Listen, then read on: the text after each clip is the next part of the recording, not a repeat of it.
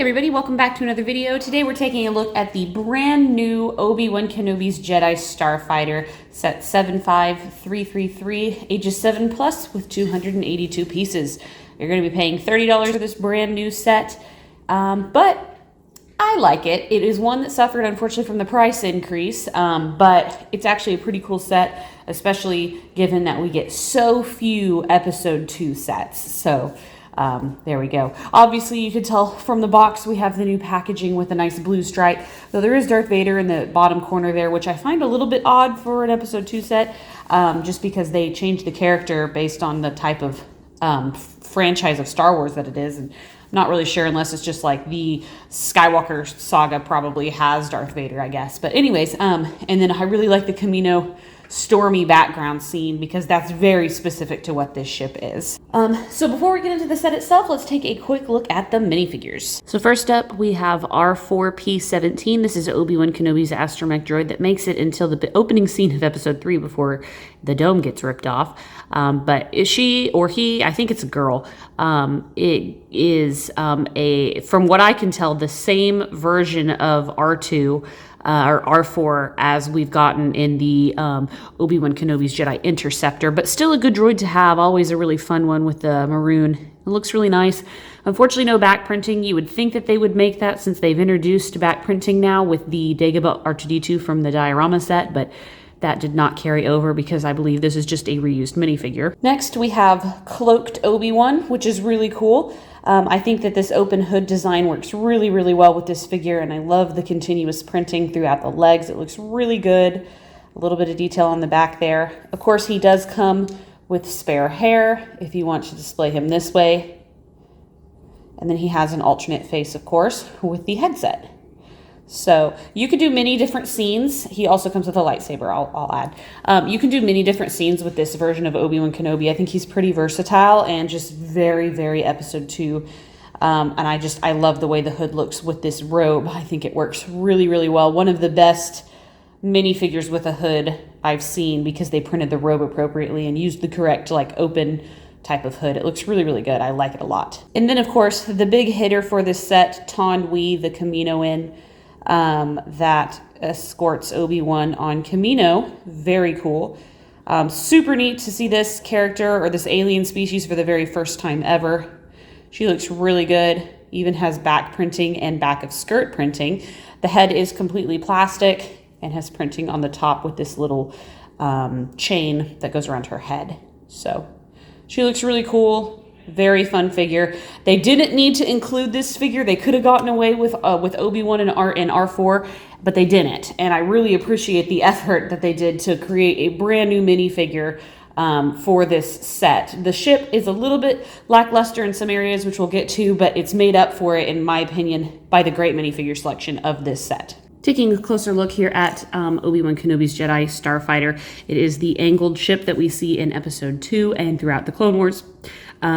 There are very large gaps in the front of it, which is probably the biggest flaw that this ship has that a lot of people complain about. From the side, you can't really tell, but certainly from the front, the way they've decided to construct the wings just leaves this really large gap. And I feel like they could have done it where it didn't have that, but maybe not. I don't know. There are a lot of stickers on this set. We have one here, here, here. We've got stickers on this side and stickers on this side. So very heavily stickered all along this side as well. So you want to make sure that you put those on good. The landing gear, which is just consisted of this main piece and this foldable foot, is not very sturdy. As you can tell, it rocks. I'm not the biggest fan of it. If you set it up to where it's a total right angle, it does stand better, but it's still just a little rocky just because of the type of the dimension of the ship, I guess, like the way it's made. There are 2 clips in the bottom if you would like to put the lightsaber there. I always appreciate when they include lightsaber storage. It's very nice. And then obviously we have the cockpit for Obi-Wan. I really like the chair build with the headset or the headrest there. And then just a normal screen. This does have a couple of cool features. First, we have the newer Flick Fire stud launcher things on the top, which actually don't look bad. I don't mind them there. The coolest part, probably other than Obi-Wan sits very, very nicely in this cockpit. There is unfortunately no place to store his extra hair. So you kind of have to choose how you want to display him, either with the with the cloak or with the hair. And in this model of Starfighter, there is a different way that they have R4P17 being stored. In the past, Lego has done it where you just remove the head and then, you know, you do nothing with the body, because R4's little head goes here and it can spin around. It looks really nice in my opinion. And then in this area right here, you can put the droid body. And then you just put this little lid back on and it totally cloaks it. And I think it's really nice. It's a great way to store this figure so that you can have the head displayed properly on the ship. The other cool little feature that you get is this removable satellite dish, and this really puts a specific scene on this ship. Well, I think he uses it twice, on Geonosian and then before he gets captured, and then on Kamino.